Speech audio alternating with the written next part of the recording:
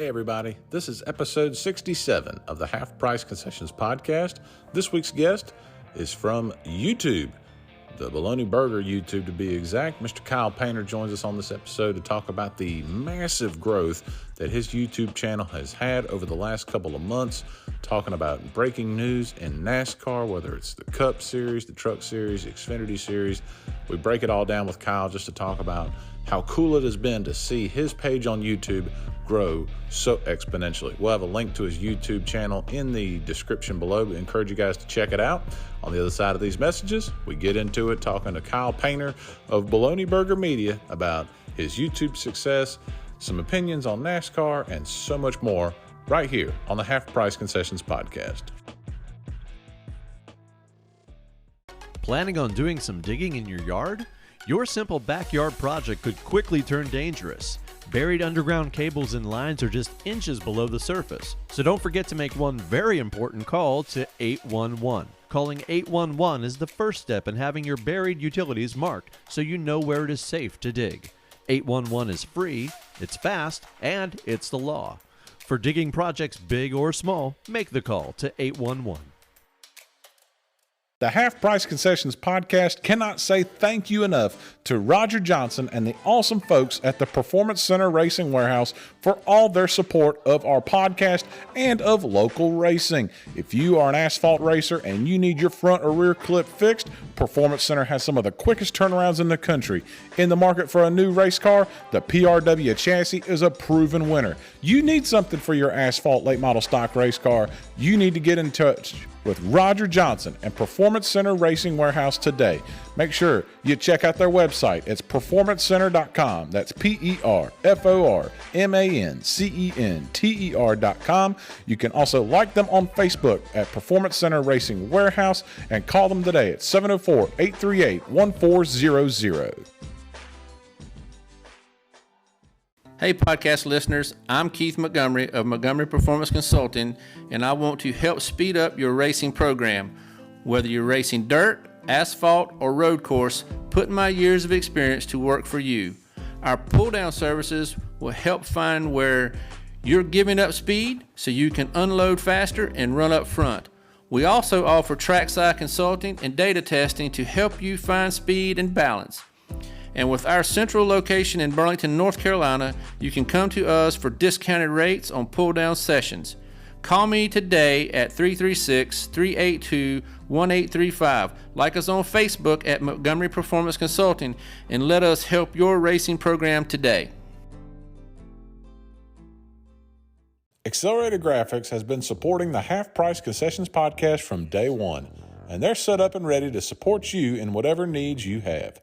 From custom embroidery to screen printing, promotional items for your business, charity, or organization, banners, bulk decals, apparel, and now a fully interactive website at worth2tenths.com, Accelerated Graphics is set up to help you get the word out for your business. Wrap your race car with a look that gets you noticed, and now Accelerated Graphics also offers window tinting.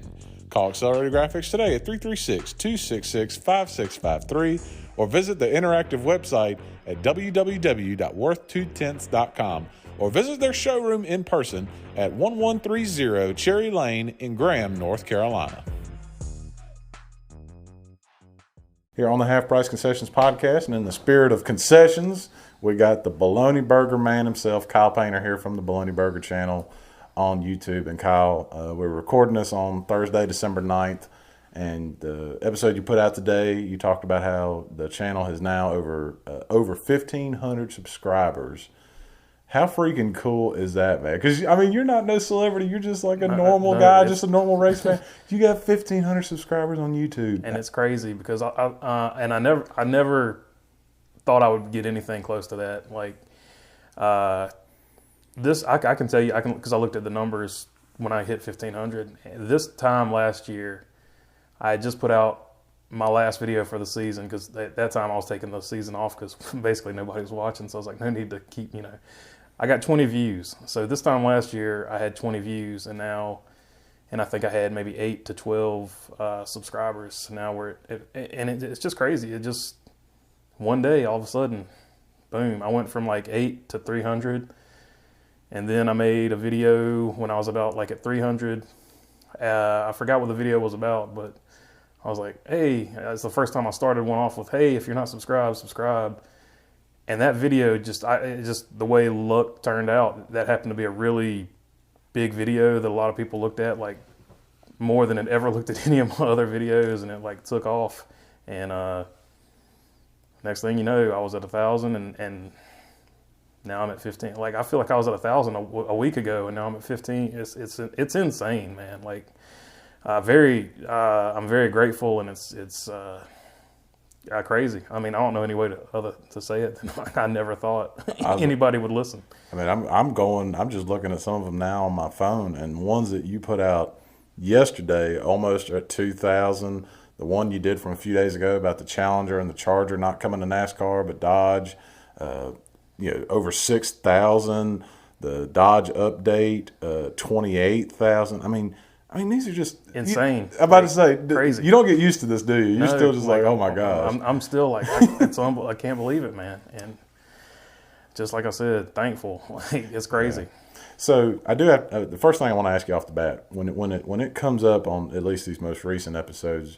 There's that great shot of like just this memorabilia smorgasbord of stuff, and you've always got merchandise on, but like, where is that room? Is this room at your house? Is this like at someone else's house? Is this at like a shop? Where is this at? So this used to be a spare bedroom, and I just took everything out of it, and that side looks really cool.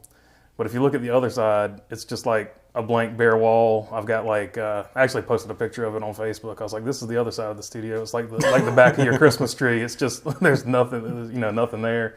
But it's like I've got one door of Craig Moore's hanging up on the wall up there, and that's like the whole back side is just nothing.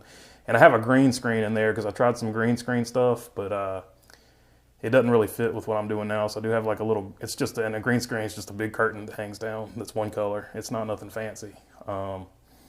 How'd you acquire all that stuff? Are those gifts? So the memorabilia is from, gosh. So I technically my whole life, because people gave me little, race cars when you're younger, and I never got like I've moved a bunch of times. That's just one of those things. I'm like, I don't care where I'm moving. All this stuff's getting packed up. There you go. So it's just been from, I guess, since I've been born, I've had that stuff, and it's just a lot of die casts. Early 2000s is what most of it is. A lot of Kevin Harvick stuff, because when the Earnhardt thing happened, I went with Kevin Harvick because I was like, well, everybody's going to pull for Junior, obviously. So I was like, I'll go with Kevin Harvick, because which is ironic. They just had that interview, the Dale Jr. download with those two. I was like, I feel like Harvick's probably got more pressure on him because he's actually sitting in the car. Yeah. And to hear him say that he actually didn't want to be in the car, I was sort of like, yeah, that's exactly how I felt like too. Like I felt like he had a lot of pressure on him as well. So I went with him. So I got a lot of Harvick stuff. I got a lot of Kyle Larson stuff, just whatever. So then there's some other stuff. I've got like Gravedigger back there. Just I haven't noticed the Gravedigger thing. Yeah, he's back. Is there. that like top right, top left? Like so back when I used to sit down and talk, yeah. You could see all that stuff back there. But I'll tell you what, I'll take a shot of it, yeah. all the die casts back there, and shoot them up there. I got some of those Funko Pops too. Like I got like a Burt Reynolds Funko Pop back there. Dude, I haven't seen those in years. Yeah. That's cool, man. See, I like that. And you know what? And nothing against a green screen, but you can tell when it's real and it's not. And it's pretty easy from anyone that just watches a video. They can tell that stuff behind you is real stuff. Is there like one crown jewel piece in there? Like I know. Like Dale Jr. set up, I wouldn't even know what his crown jewel would be, but those fire suits are hard to beat. Do you have like a crown jewel piece that you're like, if the house caught on fire, I'm grabbing this before I leave? And it's in the closet because I'm scared to take it out of the box. But I have, like I said, I was a Harvick fan before he went to Ford, and then I became, a Larson, and I just pulled for RCR and Richard Petty. Like I grew up a Richard Petty fan, but, he retired before I was old enough to really, pull for anybody. So Kevin Harvick tried really hard to win a truck race, and him winning a truck race was like a huge deal to him. So when he won that first truck race, I bought that die cast, and I was in school, so I didn't have like a ton of money. So I had to save up a lot to get this. And then I found out if you order it through his website, you'll get it with an autograph on it. So I have a Kevin Harvick truck with the autograph on the deck lid. And that's probably like my favorite piece, other than some. I used to get all the hero cars. Like my uncle and my dad and grandpa would take me to these car shows in Charlotte and Raleigh and stuff like that. So I've got like some stuff like that. But as far as diecast goes, that's my favorite diecast. But my favorite hero card is a Dale Earnhardt card. We went in 1986 or 85 when they were switching over from the Wrangler to the Goodwrench car. And we walked in there and we just, toured the shop, and we were looking around, and there was a really nice lady at the, I don't know what you call it. She was sitting at the desk. I guess she was the receptionist. And she said, "Hey, before y'all leave, why don't y'all sign this to let them know you were here?" So I was like, okay, cool. Yeah. So I didn't say that. I was just happy because I could probably like sign my name like I was 5 years old. Yeah, that was a big accomplishment right there. So I write my name, and then like a week later, I get in the mail a hero card from Dale Earnhardt that says, "To Kyle, thanks for coming, Dale Earnhardt." Oh man! And it was really cool, and because everybody knows him as this big tough guy, so I really wasn't expecting that. So that was the moment that I became a Dale Earnhardt fan, and I still pull for Richard Petty, but I was like, and I've got Richard Petty's autograph too, but just that was, as a little kid, you're like, this dude just sent me something in the mail, like we're best friends now, because I'm like 5 years old. Oh yeah. So I was like, we're buddies now. We're on Earnhart's first name my guy. basis. And he probably did that for a million people, and that story will never get told. But I was like, man, that's the. So I became an Earnhardt fan that day because of that, and from that point on, like he could do no wrong. Like that guy backed into him, he didn't hit him. So yeah, it was his fault. Yeah. Heck yeah. So with the channel, anyone that's paid attention recently, you'll kind of pop up. They're usually about 5-minute blurbs, and it's, for the most part, centered around Cup Series news. What kind of made you want to go and focus on that as opposed to like results or race recaps or things like that? And I know you have your Throwback Thursday like you did today, but for the most part, it seems like it's a pretty similar formula. What made you go that route as opposed to maybe a different route? So like I said, I wasn't getting a lot of views. Then like all of a sudden, one day, 2 or 3 people just started talking to me on the comments. I said, "Hey, if you got something, leave it down in the comments. Tell me how I can make the show better." And so they gave me some advice. Sportsmaster, Hacksaw, Jim Thuggin. I don't know any of these people in real life, but they gave me a lot of just positive encouragement and ended up being really good advice. They were like, "You should post more often. What you're doing is really good. You should, try some news. You should try some throwback stuff." And one of them was like, "You should focus on." I do Tier 2 Tuesday too. "You should focus on some Xfinity stuff and stuff like." And I try to work some Cars Tour and stuff like that in there too, because when I looked at it, I was like, okay, everybody's sort of doing their own short track thing, and I can't possibly cover all that, and I can't do as in-depth as what they're doing at every single one of them. I was like, but I remember in between races, we'd be sitting in the stands and we'd talk about Cup, and then the next race would start. So I was like, well, I'll just do those here's where the idea became. Those little gas stations when you're filling up and you see the little 5 seconds of news while you're filling up your gas tank. I was like, yes, I can do that. I can do that about Cup. And I was like, 5 minutes is about as long as anybody wants to hold their phone, and I try to keep it at 5 minutes. And if I can't get all the Cup news in 5 minutes, I'm not doing my job. So I try to just squash it in there. I like it. See, and that's perfect too, because there's obviously a bunch of people out there on YouTube, and NASCAR YouTube is just blown up as it is. And that's one of the things I really like about yours, because when I'm usually I listen and I'm at work and I'll put my phone down and I have my earbud in. I really don't want to listen to someone for 20 minutes. So yours fits in perfectly with me. I can get my 5-minute news.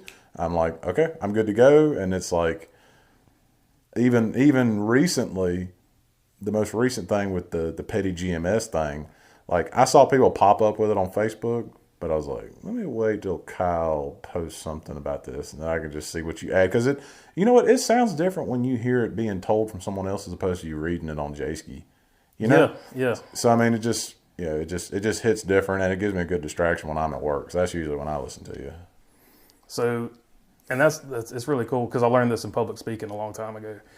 The original books that were written to be read. So whereas we read books today, we're all using our imagination and stuff, but the original books were written to be read, because you're getting, I don't know if they knew that then, but you're just getting more out of it because more, I guess, senses are involved. You're seeing somebody say it and you're hearing them say it, and it's just a different process as to how your brain interprets it or something.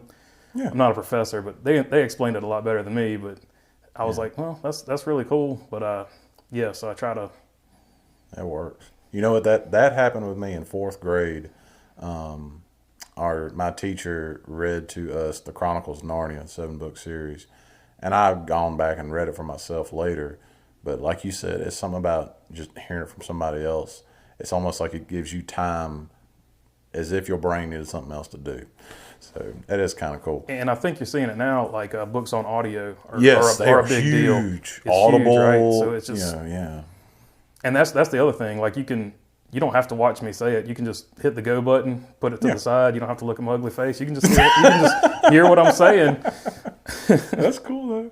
So another thing I like about you, I really like this about you. This is one of my favorite things.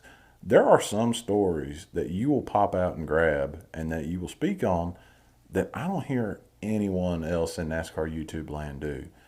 And I really like that because, I mean, they just won't touch them. And not to name any of them specifically, but just off the top of your head, like, is that something you do purposefully, or is it just like trying to be something different? Like, or does it just depend on the story?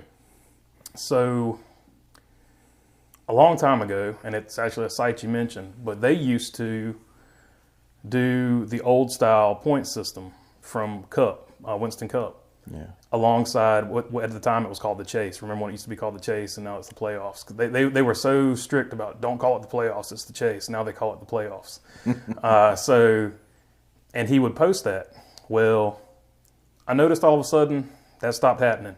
Yeah. And I noticed all of a sudden that site was a part of NASCAR. And they basically, and he had gone through some financial troubles with his site. And they gave him a bunch of money, and all of a sudden that stopped. And somebody asked him about it one day on Twitter, because he's got a little Twitter handle too. And he was like, they prefer I not do that, but you can go to any Reddit and get it. And I was like, and that guy's really cool, and he still does a great job with the site. I was like, and I never even thought about it at the time, but because I was just a kid, I was like, if that was me, I would never do that.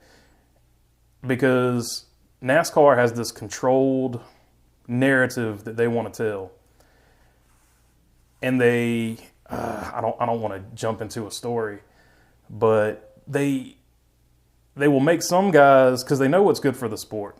Yeah. In a way, the personality side of NASCAR is just like professional wrestling. They want one bad guy who's a really good driver, and they want one good guy who may or may not be a good guy, but he's going to be their de facto baby face versus heels, right? He's going to be the baby face, the other guy's going to be the heel or the bad guy. So with that in mind, when I made my channel, I was like, well, you know what? There's some stuff that never gets covered, and I'm going to cover it. And I covered a story this year with a guy that got a ton of views.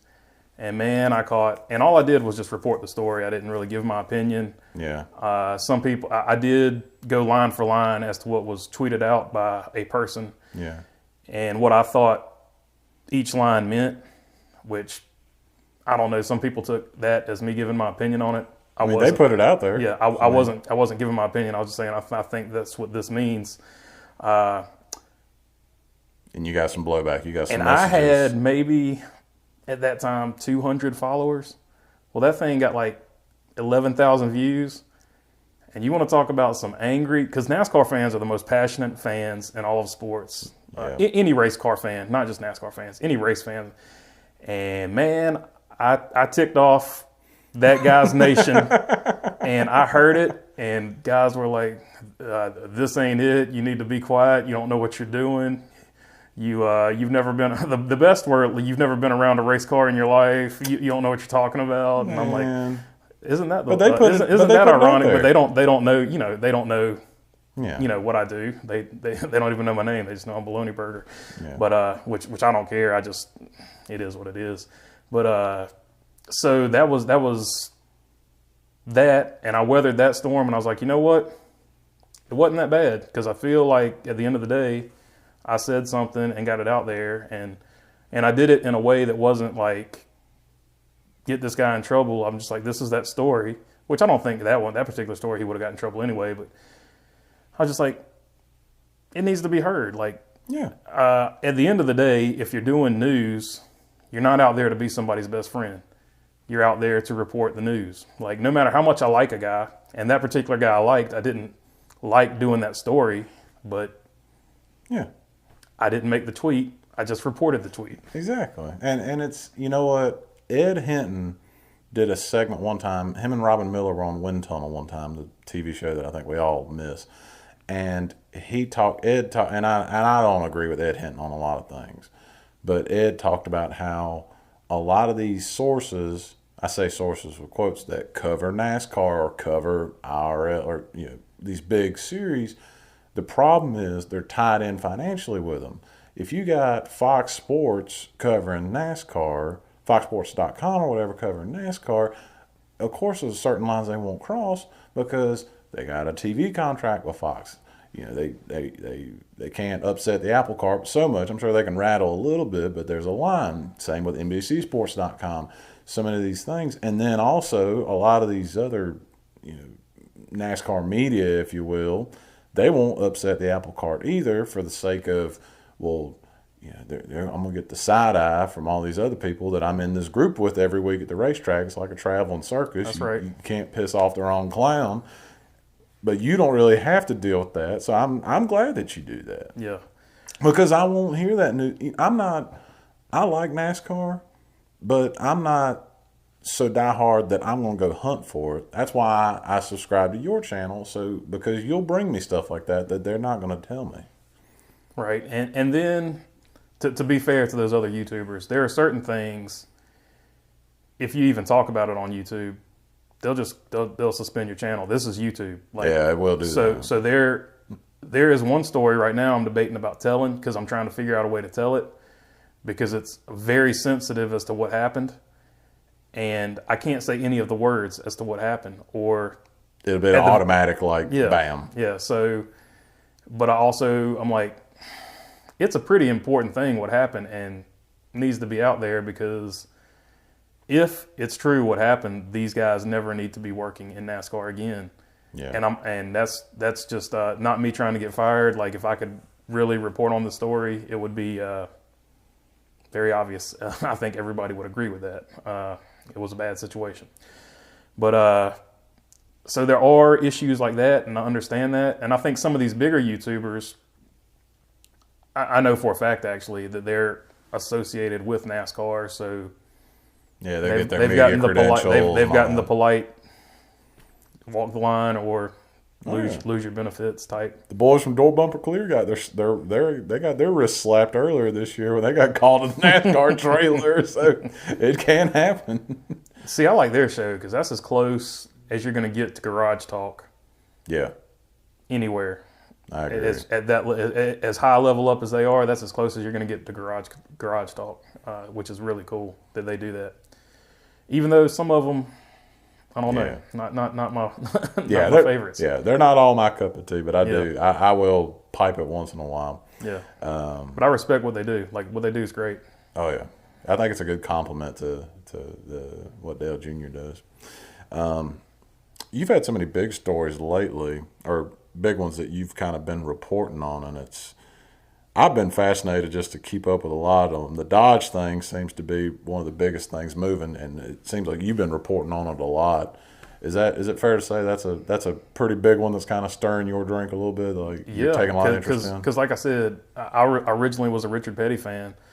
So Petty and Plymouth actually at the time, but later Dodge, like that was, synonymous with each other, even though the entire time I watched Richard Petty, he was driving a Pontiac. Yeah. So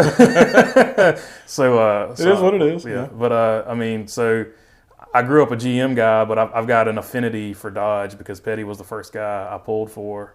And a cool story about that. Like I said, my grandpa and my dad were two huge influences on me watching it.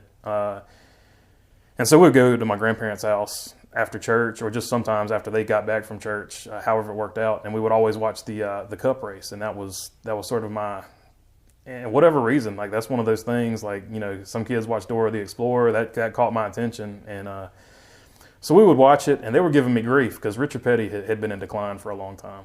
Yeah, But you picked a bad time to be a Petty fan. but they were like, you need to think about picking another driver because I don't think he's going to win another one. And I was really young. I can't remember exactly how old I was, 4 or 5 maybe. So I started crying, and I was like, he's going to win this race. You watch.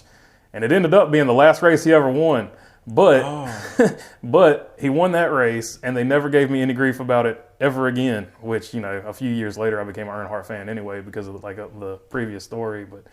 But it was hilarious because I'm really young, and I'm like, can I tell the future now? It was like it was messing with me. I was such a little kid, but that was probably the first. Because gosh, I was really young. I don't know how I remember it, but I guess because I threw such a fit and he won. But him winning that race is probably my first, like, oh yeah, I'm going to be watching this for the rest of my life, regardless, of what happens. You are not the only one to cry over a NASCAR fan. I was a Rusty Wallace kid, and my neighbor down the street, Zach Albright, who was such a big Jeff Gordon fan, and it was right in the 90s. So, I mean, just he was thriving, and I was just like, ugh. And I forget. I don't know what race it was. I don't even know what year it was. All I know is Rusty blew the motor going into turn 1 on like lap 3. And I went in the room and cried because I was just like, dang, like Rusty.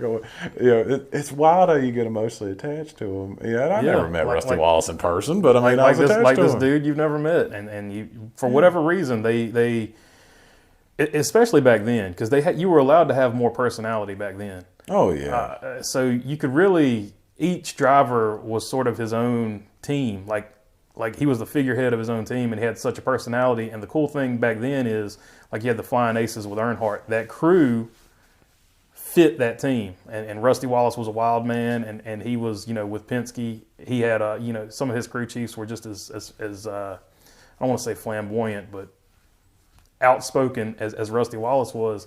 So everybody's team sort of fit with each other. Daryl Waltrip and Jeff Hammond. I mean, everybody. It was like this weird era of the sport.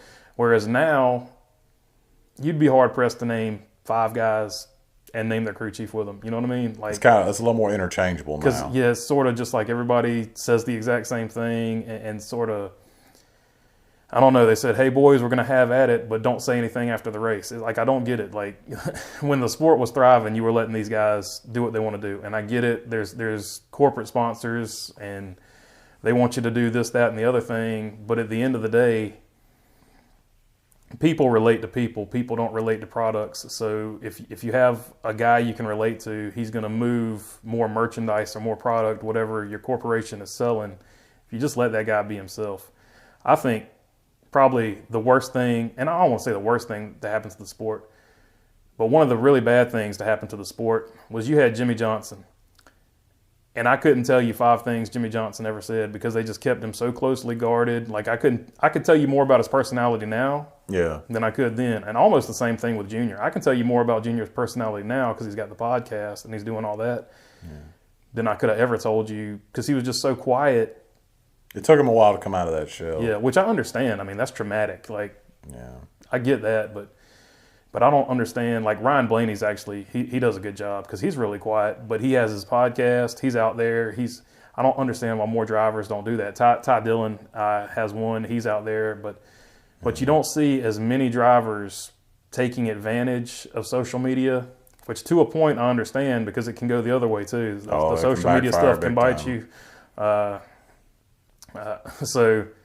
But I think if you use it in a manner like that, where you've got a podcast or something like that, something where you might not, fly off the handle, like Twitter, everybody should delete Twitter. Yeah.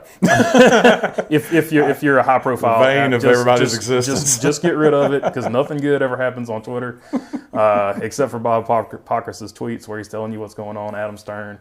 But like a podcast or something like that, a YouTube channel. Tony Stewart has a great YouTube channel. Yeah, I follow his.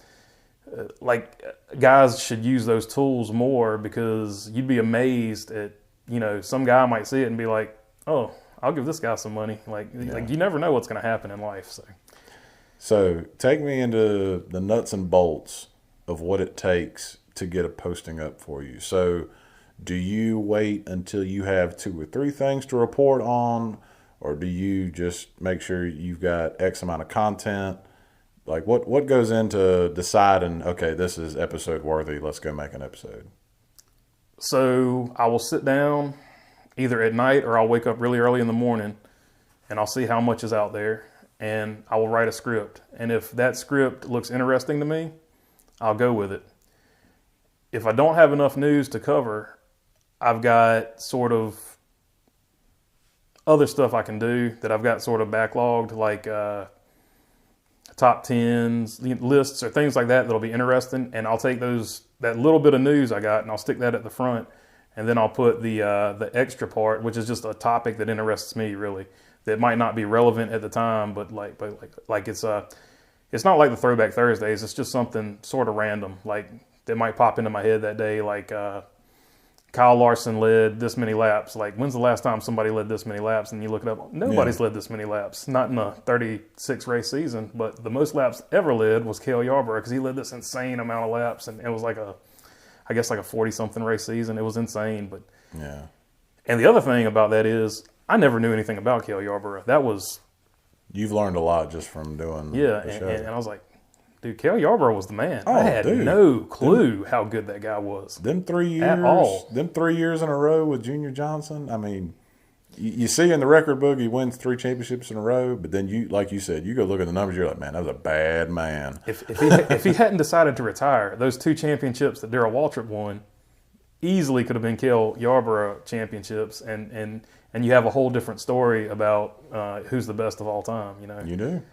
Which to me, I think you have to put him up there anyway. But I'm not, especially now with the way they've got the thing set up. And this is the other thing I was talking about, the way the points are set up earlier. You can't compare these drivers today with their championships to anybody from the past. So I feel like that's going to hurt the sport. So all you've got now is wins. I completely agree. So in a way, it's irrelevant that Denny Hamlin, if Denny Hamlin never wins a championship, it's almost irrelevant that he never wins a championship because we're just going to be looking at how many wins he's got, how many top 10s, how many big races he's won. Because as was proven, and I like Daniel Hemrick, I'm not trying to get on Daniel Hemrick, but he's and you said this over and over when you made that video about him. He's a perfect example of, okay, he knew the rules, and as far as the rules go, everybody had the same set of rules. He played it as perfectly as you can play it. But do you feel really good about guy winning the last race, being the champion, when Austin Cindric and AJ Allmendinger have 5 and 6 wins, or Yeah. So cool that you won the championship, but maybe we should, I don't know, give more respect to the regular season championship, and then the playoffs is just this whole other thing. It's so weird. It's going to be so hard to compare stuff now. Me and the co-host on this podcast have had the same discussion about 10 bajillion times. If we got paid every time we had it, we could have bought your podcast. Right. But I've always said the same thing because I've always looked at racing.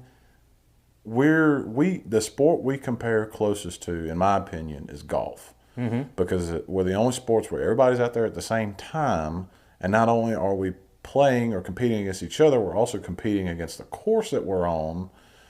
I cannot imagine in golf, like I think the first year Tiger Woods won the Masters, and I think he was out in front by some insane amount of strokes. Just an incredible lead he had built up. I cannot imagine them saying Saturday leading into Sunday, all right, we're going to cut you down. You and Phil Mickelson are going to start the day with the same score. And it's like, I've amassed this. I've worked my butt off. I've done the scouting. I've done the homework. I got the equipment. And now you've just taken that all away, and it comes down to if it happens organically, great. That's why 92 at Atlanta is still just incredible, because it happened organically, whereas now it's like I feel you're taking the words right out of my mouth. It's still a championship, but it's still it just don't feel the same. Like I feel like you do when I think it was your channel that said that Kyle Larson winning basically bailed NASCAR out. Yeah, for sure. That's exactly how I feel about it. the tension in that race was, is Kyle Larson going to win this race? Like that's the excitement in that race was, is Kyle Larson going to win this race and actually win the championship? Because in everybody's mind, he's already your champion. Yeah. So the story, like NASCAR is like, oh, it creates excitement. I was like, it created excitement, but I don't think you understand the excitement it's creating. Like, they might have torn the stands down if he had lost that race. And really they super got bailed out, because if he hadn't, you know, I believe in divine intervention. If that fender hadn't got crinkled in the proper way, like gets a flat tire, he's done. Yeah. I mean, and it provided just enough downforce to get his car back in the game. Because he was, and don't get me wrong, he was the fourth best car, but he was the fourth best car, and the other cars were way better. Like, if he didn't get that little fender flare at the back, like he, you know, NASCAR is going to be answering a lot of harder questions, and they might have a different point system. Yeah. But because he bailed them out, they get to keep this, in my opinion, terrible point system, and they keep rolling with it. And see, this conversation we're having right now, you'll never see that on anything else. You might see a couple YouTubers get into it, but you'll never see it on NBC or Fox or anything like that. And that's the part of it that really irritates me, that the message is so controlled that you can't criticize anything they do. That super gets on my nerves. Even Junior, who's almost bigger than the sport right now. Oh yeah. He still can't say anything about it. So it's just I don't know. The whole iron fist rule is it's kind of crazy. Yeah. So we spun way off track. We brought the caution flag out with that one. So you get your news together, you get your tidbits together. I'm glad you write a script, because I'm telling you, anytime you can tell when people don't script. It's kind of like Ben Shapiro is one of my favorite political commentators, and he always said all the time, said, someone keep Trump on the prompter, because when he goes off the prompter, we don't know what's going to get said. Yeah. And it's the same way with a podcast. If you don't have a script, if it's something like that. So you get all your stuff together. You when you actually do your stand-up, are you a one-take Jake? Can you get it done in one take, or do you usually have to take a couple takes? And I've also thought about, I was like, I should put some outtakes in here, but I don't know if anybody's tuning into that. Plus, with 5 minutes, it's hard to get outtakes in there. But I've had, I'll tell you one that's a constant, saying Matt DiBenedetto's name at about midnight. I've got one that if I didn't completely lose it, I would put it up there as an outtake, because I just say his name like 15 times, and then I'm like, Matt effing DiBenedetto. I was like, for the love of God. Because it was, for whatever reason, that day it was tearing me up. I couldn't say it. So I'm going to start calling him Dibby or DiBurrito. I'm about to say. But I film it, and then I take it into editing, and then upload it, which takes God knows how long, because I've got country internet. So the uploading it to the channel. Got to get a squirrel to land on top of the power line just right. Yep, which is the other thing. I'm more reactionary, because I can't, I'm not at the track, so I can't be first anyway, but I could never be a guy who's like Johnny on the spot, just because my stuff is, my internet's so slow. So I'm more like, well, let's think about what happened here and talk about what happened here, because I'm never going to be, Johnny on the spot, got the news. Like David Land, he's pretty good at breaking news. I'll never be David Land. Eric Eastep, he's pretty fast too, but his deal's a whole. He just got a whole different deal. But yeah, they get theirs out there pretty quick, and I'm just like, But because I cover stuff that they don't cover, sometimes I am first and almost the only one. You're the only one out there on the island. So obviously you wouldn't do all this if you weren't a fan of the Cup Series and kind of NASCAR in general. Is that the only thing in your Periscope as far as your fanhood, or do you have other forms of racing that you get enjoyment out of just being a fan of? Like spin me that yarn a little bit. So I grew up with NASCAR, and like my earliest sporting event memories, period. My dad took me to Orange County, and he somehow had tickets to Duke basketball games and Duke football games, which were massacres at that time. Probably still are. You probably didn't have a hard time getting those football seats. But so those were my original sporting events, and then he took me to North Wilkesboro one year. Your buddy Rusty Wallace won in the Kodiak car. And so those are my earliest memories, and I honed in on NASCAR. I still like basketball a lot. As I've gotten to the point where I can't play it anymore, it's less interesting to me. I don't know why that works like that, but I'm still interested in it. I'm just not as passionate about basketball as I used to be. But racing has always, like, I've always kept up with racing, and I was always just NASCAR. And then when I was in high school and a little bit in college, I got a game called Forza Motorsport on the Xbox. Yeah, and I remember that game. It was really close to iRacing at the time.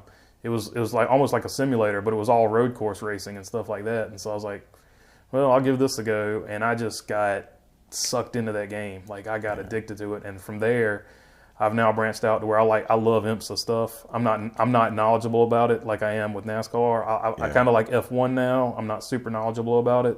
And I liked F1 when a guy named Ayrton Senna was running. Like, he was awesome, and I loved watching him race. But when he passed away, I was like, well, I don't really have anybody else I like in that, because they were all sort of like pompous at that time. He was definitely the most relatable. He was relatable, and at the time, the people they had, in my opinion, I was no expert by any means. I just pulled for Ayrton Senna. But those other guys were pompous, and I was like, I can't really pull for you. So I ended up pulling for like Frank Williams because he was a team constructor and a team owner, and I was like, he's really cool. He's really innovative, but that didn't last because it's hard to pull for a team, and then they've got people racing for that team that you're like, no, I just don't like you. I can't pull for your driver, but I want your car. I want your car to do well. So I gave up on that, but now I've gotten back into F1 because the drivers now are more relatable than probably they ever were. Netflix did them a big and that was favor. another thing that was huge. I wish NASCAR would do something, and I know they're working on it, but I wish NASCAR would do something like that. But that Drive to Survive was really cool. They cut it in a way that they weave stories that aren't really there, but it doesn't matter. It's still interesting. It's still entertaining, and you still learn enough about the drivers. So, like, my guy now is Daniel Ricciardo because he's an Earnhardt fan. What a personality! Yeah. He's awesome. You would love to just hang out with that guy. Yeah, like that's a guy. It doesn't matter if he's racing. Like, that's just a cool guy. Like, God knows the stories that he's got, so he'd be just a cool guy to hang out with. And I like Ferrari just because, I don't know, it's Ferrari. Just that brand. Yeah. So and part of that is I watched that movie Ford versus Ferrari. Yes. Because I'd read half the book, and then they're like, the movie's coming out. I was like, well, I'll just wait for the movie because reading's hard. It is. With my schedule I had back then. So I was like, well, I'll just wait for the movie. And the movie ended up being stellar. Like, Matt Damon killed it. I never thought he would have, like I think he's a guy from Boston. Like, he nailed that Carroll Shelby accent, which was key because he's not tall. Like, Carroll Shelby was a tall, spindly guy, and Matt Damon is short and stocky. But he pulled off that character. And Christian Bale, oh my goodness, he brought that guy to life. Like, I don't know. He doesn't look anything like him, but if you watch that guy in interviews and you watch Christian Bale, you're like, okay, that's right on. So I'm pretty much into every motorsport right now. Anything on dirt? I love dirt, and I want to talk about it. And this, at the very beginning, before I had a whole lot of followers, I was trying, because I was talking about Kyle Larson, and I would refer to some of his dirt stuff, and I had a lot of dirt guys like, how come you don't talk about dirt? And I was like, because I don't know enough about it, and I don't want to sound phony and fake, and that became sort of a thing. Like, a few of them left. They're like, you never talk about dirt. We're done with you. And I'm like, look, man, I would love to talk about dirt. It would just sound phony. Like, you got to know what you're talking about. Yeah, like, as far as dirt goes, I watched on Thursday Night Thunder when ESPN2 had it. And I can tell you, Steve Kentzer, Sammy Swindell, and Jeff Gordon. That's the only dirt guys from the past I can tell you. And I can tell you, Steve Kentzer's the man because you could not beat that guy. He's the king of the outlaws. And then I made and I did this one just by stats, but I made a video about Kyle Larson possibly being the best ever on dirt, and I was referring to one season, but I didn't make it clear in the title. Yeah. And I don't think a lot of those guys watched the entire video to hear what I was talking about, but some of those guys who were never going to watch me again found their way to that video and decided to take me to task about how Steve Kentzer was the man. I was like, dude, I know Steve Kentzer is the man. So if you actually look back there now, there is a Steve Kentzer wing card. I put that up there to let them know. I was like, hey, just so y'all know, I was a Steve Kentzer fan, and I know how good he was, but I was referring to this particular season being almost up there with that. He had a historic season, Steve Kinser did, where he won like 44 features and a bunch of the Crown Jewel races. And Kyle Larson was like right up there, and their win percentage was very similar. And Kyle Larson's season hadn't finished yet, I don't think, when I was talking about all that. But it, like most people, here's the deal: 90% of the feedback is always positive, but as human beings, we're like, man, to me, I'm like, I didn't mean to make that guy mad, because I think he just doesn't understand what I was trying to say. Yeah. But I can't walk to him and say it to him in person, because I've made this video, and writing something in the comments, you don't hear the tone of the guy's voice. That can always be taken either way, because I've written stuff in the comments and they're like, "Oh, calm down." I'm like, I wasn't yelling. You've just taken it. Yeah. You've taken it the wrong way. I was like, oh, now it's a bigger catastrophe than it was. It'd be cool. I mean, but like you said, you know, it's the same thing with people. You can probably pick up on this. You know about public speaking. You can tell by the tone of somebody's voice. Mm-hmm. Whether they either know what they're talking about or even just believe what they're talking about. So, I mean, I completely understand that, because you would probably sound like you were reading off a script if you tried to do that. And I would definitely encourage you. I know you said you like dirt. I don't know if it was just because I happen to have Flow Racing and they have this big deal with USAC. I've gotten back into USAC a ton. And all I used to have was, like you said, that Thursday Night Thunder on ESPN2 or whatever it was. And I don't know if it's their announcer, their broadcast team, or just how it works, but I've watched more USAC midgets, USAC sprints, Silver Crown races in the last 8 months than I have probably in the last 10 years. And it's like, and maybe part of that's the Kyle Larson effect. Kyle Larson, I think, brought a lot of us that were kind of asphalt-only people over to it. And you watch, and you're just like, man, that's some wheeling right there. Yeah, I mean, it takes a lot of effort to wheel anything, but yeah, that's. I'll tell you one thing Dirt's got going for it, just systematically how they organize their stuff. Like NASCAR's racing these stages. Well, instead of stages, why don't you just have 2 heat races and then have your regular race? Yeah, it would be so much. I love it. It would be so much better. It would be so much better than 2 stages, and because a stage in people's mind, it really is 2 heat races. But in people's minds, it's like, okay, you've stopped at this random lap and awarded points to this person. Yeah. Now we've stopped at this random lap and you've awarded points to this person. Whereas if you say 2 heat races, then it's different, because you've got guys on a different strategy. Like they would try to win that heat race because it gives them a qualifying position. Whereas some guys are just like, well, I'm just going to hang back, change my tires now, and I'm going to go for the next stage. Like, yeah. It would be a total, and it would be more fun. I think people would go for it, because I think we saw at the All-Star race with stage racing that really doesn't have to be much on the line. Like, as long as they know it's a race, they're going to race a lot harder than if it's a stage. I actually, I got to go to Martinsville this year in the fall. They had the deal where the trucks and Xfinity were on the same day, and you could stay 2 for 1, but I only stayed for the truck race. And man, I had as much fun at that truck race as I have at a cup race in a long time, just because it was a shorter race. It was general admission seating, so we could kind of sit where we wanted. And yeah, it was the weirdest thing, because I haven't watched as much cup racing because I don't get the TV channels anymore. I don't get NBC Sports, I don't get FS1, but yeah, it's funny how as time goes on, your taste changes. Mm-hmm. You know, because when I was a kid, and I'm sure you can relate. When I was a kid, if it wasn't NASCAR Cup Series racing, Busch Series racing, the Truck Series had just gotten started, or a speedway like local racing, I didn't care about it. I didn't even pay attention to drag racing back then. Now I'm just like, man, there is just so much. Like, I can really just pick and choose what entertains me. You know, I'm not limited by my geography. Yeah, I remember back then the Busch Series, if Dale Earnhardt or Mark Martin wasn't running, or Harry Gant wasn't watching, didn't care. Because at that time, the rookies coming up never did anything in Cup, because all the good established teams had their drivers, and their drivers, it just happened to be an era where all of the really good drivers were about the same age. So these young guys coming up couldn't crack in. Yeah. I mean, you look at Sterling Marlin. Look at how long it took him to crack in, and he was a great. We ended up seeing he was a great driver, but it took him so long to crack into that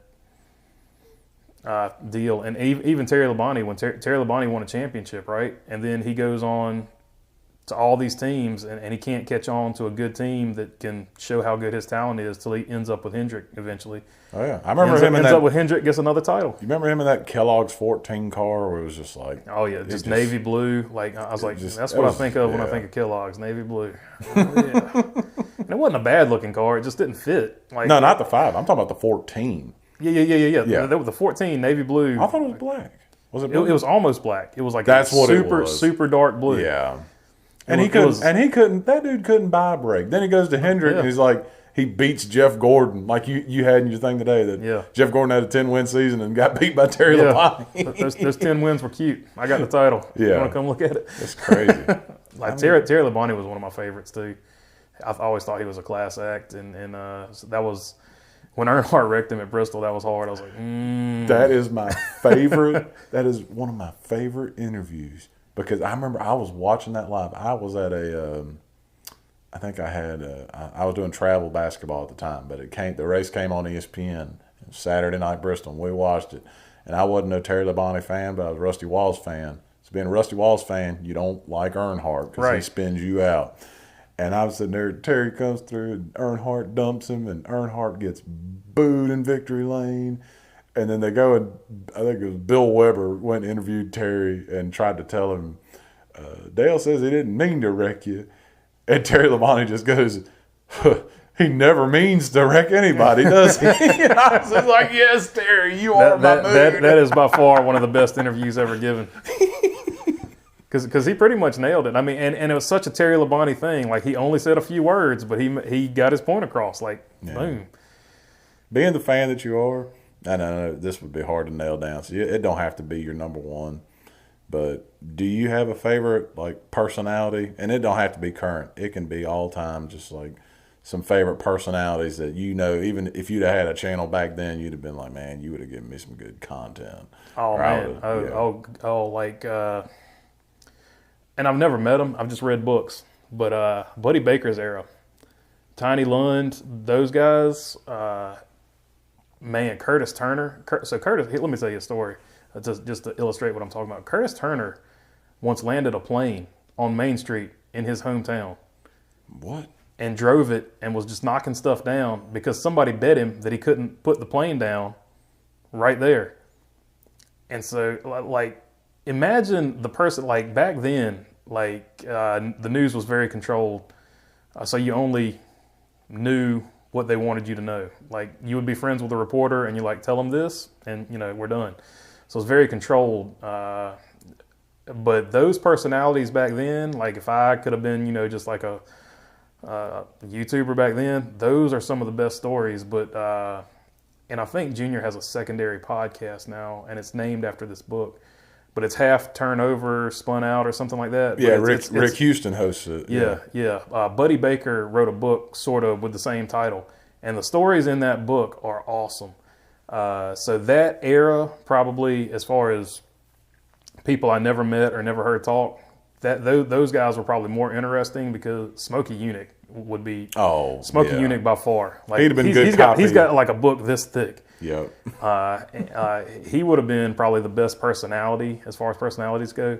But all those guys I never saw. So as far as personalities, guys I did see, I think the most interesting is Daryl Waltrip because you've got 2 or 3 acts with Daryl Waltrip. You've got Jaws, the Jaws era, where he was just an uncontrollable jerk. And then something happened, and he saw how people saw him, and he flipped. And then he became the most likable guy you could ever meet. I mean, I met him, I think, at a Western Auto. He was the nicest guy, but my mom can't stand him. She doesn't like him because they were at a 220 seafood diner or something like that, and there was some race in town, and he came in with his wife, and they had a salad bar, and they had the salad dressings lined up on top, so you could see what the salad dressings were below. Yeah. And he went, "Hey, look, there's the light dressing. That's the one you need, Stevie. Hey, that's the one." And he was just joking because I mean, yeah, because you know how he was. But my mom heard that, and to this day, she was like, "I will."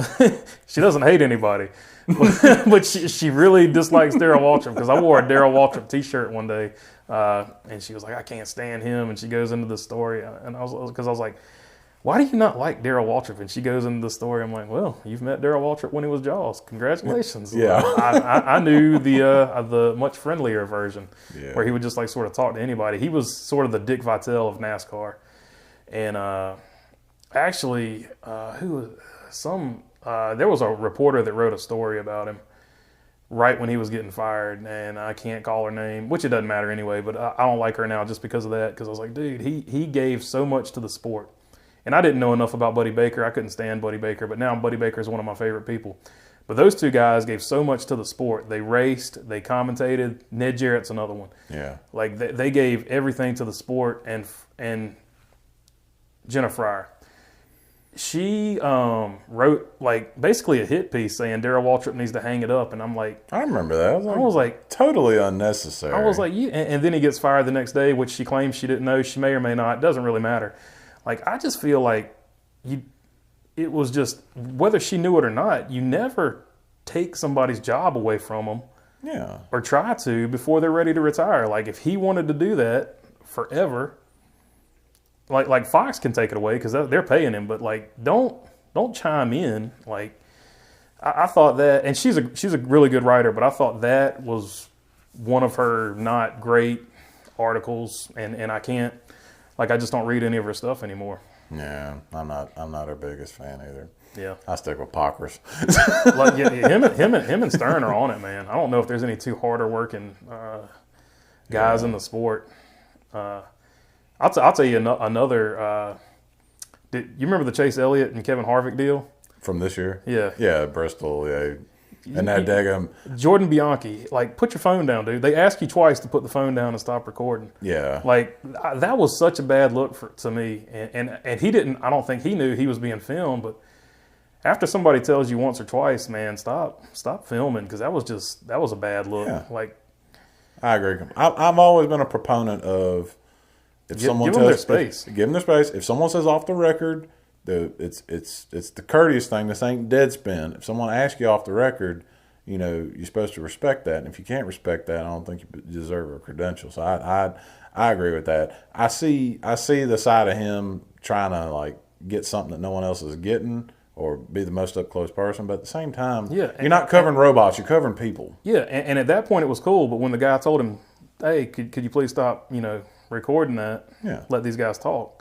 And he puts it down for us. It was probably the fake that irritated me. He faked like he was putting it down, then he put it right back up. And I was like, that's a little dirty. You're letting us know you're a dishonest person now. Like that, you know what I mean? In my opinion, he might be the nicest guy in the world.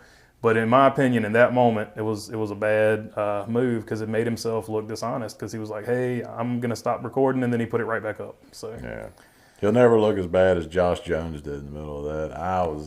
I was sitting there like, man, if I had a NASCAR podcast, I'd have ripped him to smithereens for all the faces he kept making. Yeah. And then I think finally Kevin Harvick looked over at him and told him to shut up or something. So that him and Chase could go talk in the trailer. That was... And I like that he said on Dale Jr.'s podcast, he said, well, no, it's still not completely resolved.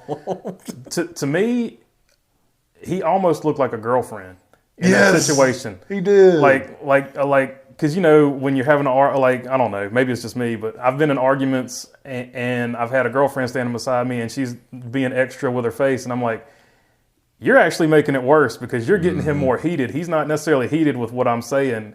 And if he gets really mad, I'm the one that's going to take one to the face, not you. So we need you to just calm it down with all the facial gestures. I was and I felt like he was just like the angry girlfriend in that situation, because I was like, that's what it reminded me of. And I was like, and you've seen it at short tracks. You've seen it at Orange County Ace.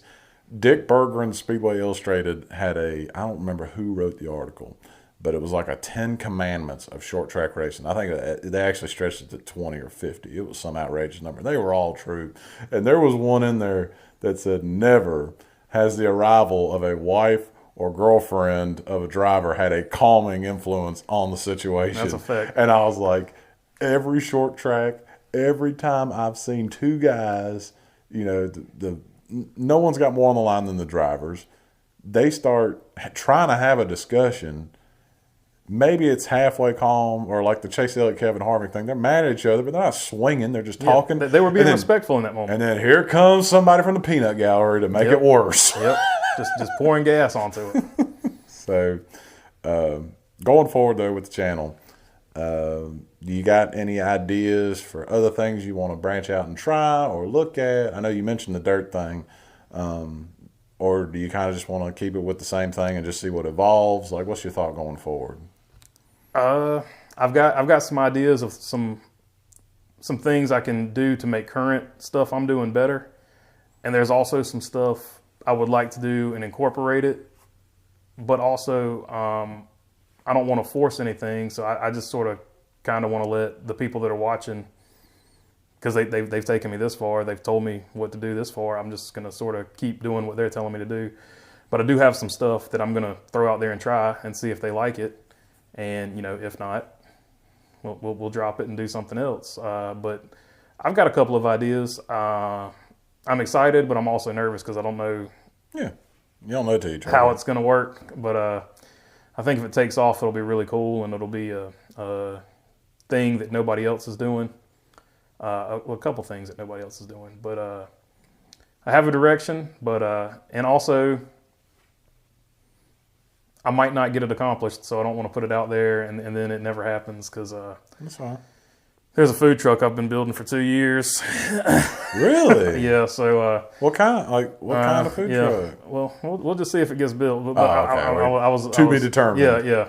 Sometimes you get busy and stuff doesn't get finished, but hopefully we'll get that finished. And yeah, I hate putting stuff out there and then you don't have time to do it. It's like so it is what it is. Can I make one request? Something that you keep and don't change. What's that? Do not get rid of Jimi Hendrix. Okay. I love hearing it because I remember I watched this PBS documentary on Woodstock, and it talked about how Saturday night had flowed into Sunday, and the concerts had gotten backed up, and the headliner of Woodstock was Jimi Hendrix, and everybody at Woodstock was just burned out, tired. From a lot of them from some substances. Overconsumption of whatever. A lot of overconsumption at that first one. And Jimi Hendrix woke everybody up playing the national anthem on the electric guitar. And when I hear that on your thing, I'm like, yeah, Jimi Hendrix. And so the cool thing about that is I've never told anybody, but that's actually audio from a racetrack of a kid playing that from a racetrack. Yeah. Oh, it's actually from Ace Speedway. Dang. Yeah. I hate to miss that night. Yep. Shoot. Yeah, because if you played the real thing, you'd probably get in copyright trouble. Yeah. But I'll tell you what, if I can find it, I think I've got it. I've got like a folder of assets where I can just like pull photos and stuff. I think it's in there. If I find it, I'll post the whole thing, because you've got Randy holding his microphone to the speaker, and that's how the sound comes out. Which is basically like, if anybody ever tells you how to do audio, that's the exact opposite of what you want to do. But the sound is so amazing. Like it ended up working. And I don't know if it's because I was close enough to the speaker or what, but that kid killed it. Like I can't think of his name. That's why. Was he like a little kid?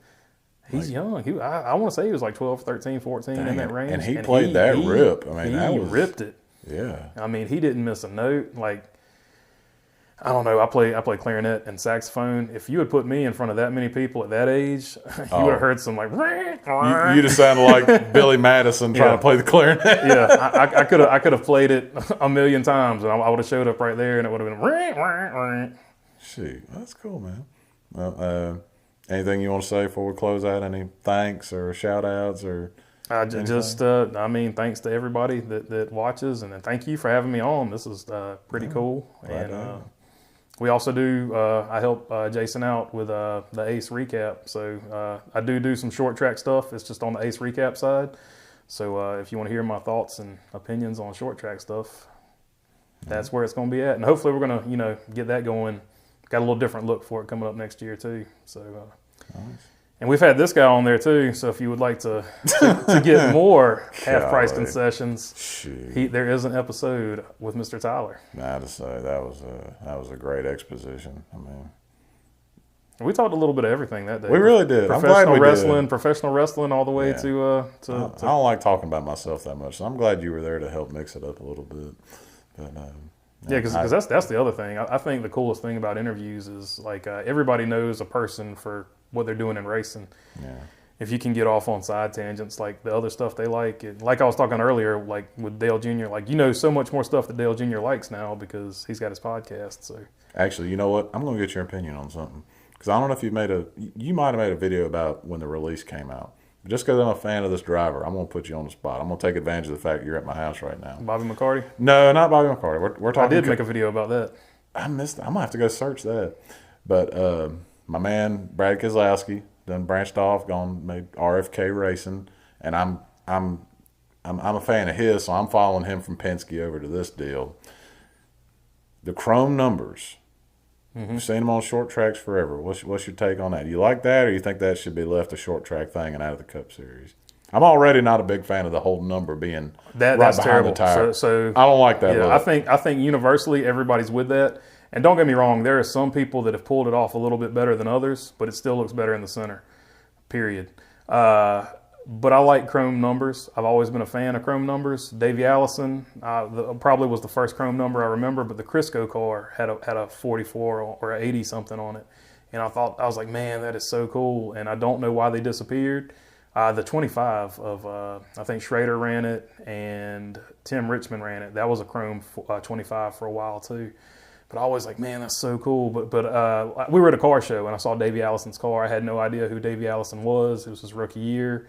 But they just had his car at a car show, and I was like, that car on TV, you couldn't tell it was a chrome number. Yeah. But when you saw that thing up close, I was like, man, that is glisten. so cool. I was like, I wish it wasn't a Ford so I could pull it off. And I'm a Ford guy. That was my exact mindset. All right, interview's over. You heard my feelings. Yeah. I got fired. No, you're cool. I'm hoping that deal works out just because I think what's probably your favorite chrome number of all time? Mine's the Red Baron Pizza. Man, it's hard to tell. I'd probably go Davey, and it's just sentimental. Yeah. And it's funny. I'll give you a little insight into me. So I was a Rusty Walsh fan because my grandma's brother, my great uncle, was in the engine department at Penske. My grandpa at the time, on my dad's side, he at one time had owned a service station, and then at a time when I was a kid, he was working for a company that had a lot of Texaco stations. So he got a lot of free Texaco stuff, Davey Allison stuff, got tickets through the Texaco Havoline deal. So he was a big Davey fan, and I think it tied back into Bobby. I think he was a Bobby Allison fan, so it kind of tied in all together. And when Davey Allison got killed, I don't think my grandpa was ever as much a fan of NASCAR as he had been because he lost his guy. And Davey was kind of he was a little bit of a bridge. He wasn't a complete break off from that older generation. He had a little bit of them and a little bit of youngness. And it was just enough to kind of satisfy both. And I think losing him, did that. So it's hard for me to vote. You know what, actually? I always liked that one, but it is hard to beat that dang Daryl Waltrip 17. Oh, that was a great car. That has got to be one of the prettiest race cars ever. Yeah. Western Auto. It's too bad it didn't win more. Yeah. I mean, he only won at Bristol with it. Like, it seemed like he only won at Bristol with that car. Seriously. Beautiful car. Just, what he was. Who knew when he went away from Tide that he would actually have a better looking car than when he went away from that Tide car? Oh, yeah. That Tide 17, I was like, I had the poster of that. Now that I know, much to my mom's chagrin, but I had that poster up in my room. And when he went to that Western Auto car, I was like, man, that's the baddest thing I think I've ever seen. Because at that time, I was like, that's actually a better looking car, which to me was blasphemy at the time. That's actually a better looking car than Earnhardt's. And I was like, man, that thing is sick. Well, that also, you know what? That also felt like a time when there was so much more team control over what the car looked like. Now, there's so much more the paint scheme fits the sponsor. And I'm not saying you need to clash by any means, but it just felt like back then it was just... part of it also is you had pretty much the same paint scheme all year because you didn't need as much money. But it just seemed like they just had more input. Like, I remember Dale Jr. talked about it on his podcast. One of his conditions of going to Hendrick was he wanted to be able to paint the side skirts the same color as a race car. Yeah. And just having that little input, I mean, it just seems like the paint scheme used to be more of that. Now it's just a completely corporate thing. Yeah. Yeah. And it changes so much you can't grow you can't grow an affinity to it. The only one who really could this year was probably Larson, because he had Hendrick Motors on there the whole speeds, and everybody else, it changes every week. You can't fall in love with the paint scheme. And I think that's going to help him going forward, because one thing people don't realize about the sport, part of the reason that's the golden era is, you remember that Miller Lite 12, Miller Lite 84 of Dick Trickle. Yeah. You remember cars. Now, even guys that have sponsors that are the same, like Kyle Busch and Denny Hamlin will probably be the last two. Yeah, M&M's and FedEx. That have a consistent sponsor. And even FedEx has pulled back some on Denny Hamlin. But let's because I'm wearing the shirt, we'll go with Austin Dillon. Austin Dillon is Dow, right? Mm-hmm. And Tyler Reddick is Cat for most of their races. Those paint schemes are different just about every race. And even from year to year, they don't match up. Same thing with the Bass Pro. Like Martin Truex and Austin Dillon, again, have been Bass Pro for a long time. Year to year, that scheme's different. So you don't have, whereas if you're a Los Angeles Lakers fan, you've got that classic purple and gold. Yeah. Whereas in NASCAR now, all you got's a number, and you got to hope it stays the same color. Mm-hmm. Yeah. Have you ever heard Mark Martin's take on this on his podcast? I have not. I listened to some, and he's great. He's probably one of my favorite podcasts. But I've only listened to like 2 or 3 of them. Just one of those things. I was like, oh, this is the best thing ever, and then got shuffled. But what was his take? So he had a thing. I think the guy asked him. I forget what season it was when they started. They changed up his paint scheme a little bit. I think the big thing is they changed his number font.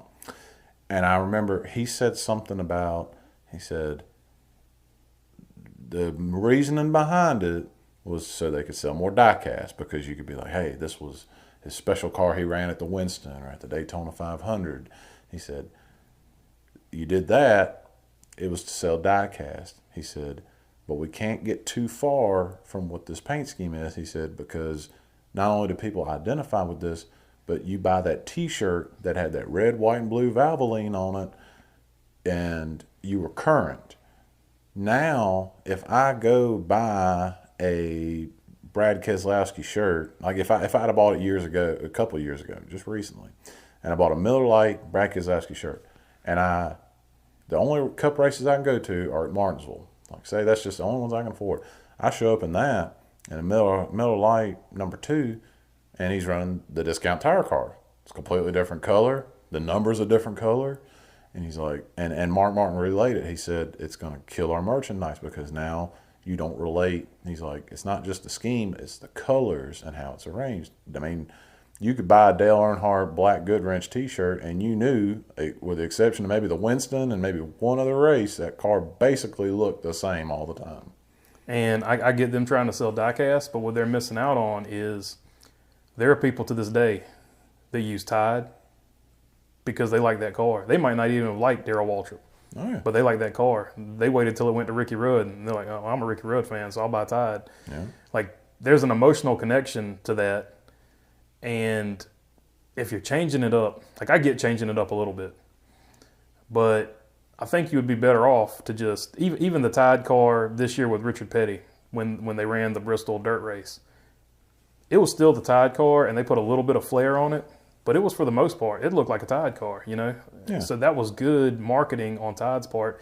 And STP does something smart every year. They'll sponsor Richard Petty for one race, and they'll throw that STP. And even though it's got a little bit of extra on it, it still looks like the STP from 1992, the Richard run. So they know how to Mark Martin's point, we're not going to deviate too far from what we're known for. Yeah. So those companies are smart, but these other companies that are just changing them, whatever their reasoning behind it, whether it's to sell diecast or create excitement or whatever like that, I think they would be better suited to have one paint scheme, and whenever that car runs, that's the paint scheme. Like Interstate Batteries, just run the Dale Jarrett scheme. That was the best scheme you ever had. Just run it, because every time you do a throwback to it, everybody gets hyped up. So yeah, just keep doing it. You know what else though? We're going to eventually, I think they've already gotten to the point now, you're going to run out of throwbacks, because no one's going to throw back to any paint scheme that's running right now. I mean, like you said, maybe Denny Hamlin's, maybe Kyle Busch's, but there's none to throw back to because no one has a consistent look. And that's another thing. FedEx with their quasi throwbacks, we're throwing back to a different FedEx font. Like, oh yeah, throw back to the Federal Express. Yeah, like so some of these, and it was a great looking car, but yeah, throw back to Cale Yarborough or somebody. Throw back because I don't know. Do a real throwback. Yeah, like just and the other one when Kyle Larson when he was running the 42 and he threw it back to Davey Allison, and the car was blue and silver. I'm like, dude, just go all in. Yeah. If you got to run if you got to run blue and silver, do a Kyle Petty 42 Coors Light. Don't keep it simple. Yeah, like they get too wacky with some of it sometimes, but that's just me being an old grouch. So hey, that's all right. Younger generation doesn't care because they don't remember any of them. You're not the only one that thinks that way. Well, I appreciate it, brother. Thank you for coming up here. Yeah, no problem. Thanks for having me, dude. Thank you for listening to the Half Priced Concessions Podcast. Special thanks to Kyle Painter for appearing on this episode, and I strongly encourage you guys to go check out his YouTube channel, the Bologna Burger YouTube channel. Make sure you hit subscribe to him so you can get all the upcoming news and information from the world of NASCAR brought straight to you. Before I leave, in the spirit of Christmas, I want to bring you a little piece of scripture from Luke chapter 2 of the New Testament. We start in verse number 10. This is the angel speaking to the shepherds in the field about Jesus being born. Then the angel said to them, "Do not be afraid, for behold, I bring you good tidings of great joy, which will be to all people. For there is born to you this day in the city of David a Savior, who is Christ the Lord. And this will be the sign to you. You will find a babe wrapped in swaddling clothes, lying in a manger." And suddenly there was with the angel a multitude of the heavenly host, praising God and saying, "Glory to God in the highest, and on earth peace, goodwill toward men." So it was when the angels had gone away from them into heaven that the shepherds said to one another, "Let us now go to Bethlehem and see this thing that has come to pass, which the Lord has made known to us." I hope that you guys sincerely have a very Merry Christmas, and remember that Jesus Christ is the reason for the celebration.